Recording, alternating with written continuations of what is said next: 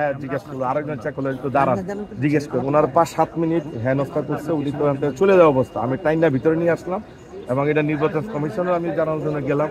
নিপুণরাও বললাম, জিজুল ভাইকে বললাম যে গেইটে শিল্পীদের সাথে যাতে এই ধরনের ব্যবহার না করা হয়। এখানে আমার আসলে একটা আমাদের শিল্পী সমিতির স্টাফ যেখানে একজন রাখা উচিত। হ্যাঁ, রাখা উচিত। কিছু সিনিয়র আর্টিস্ট এই যে আটকে রেখেছে গাড়িটা 10 মিনিটের মতো, দেখেন তাদের নাম দেখে যদি না ছেড়ে দেওয়া হয় তাহলে চলচ্চিত্রে একজন 20 প্রতিবেদন আমি কথার কথা আমি অমিতকে যদি দাঁড়া করানো হয় যে ভাই দাঁড়া, যেমন আমাকে দাঁড় করিয়েছে ভাই আমি কিন্তু কোনো প্রশ্ন যাইনি, বাট এটা অত্যন্ত দুঃখজনক। আমার গাড়ি থামাইছে, থামানোর পরে আমি বললাম 44 খুঁজে নেন গাজান, আমি নাম্বারটা দেখে দিয়েছি। কিন্তু সিনিয়রদের যারা আছে, যে আবুল হায়াত ভাই আসলো, উনি কি রে গেটে এত ইয়া থাকলে আমাদের ডাকলি কেন?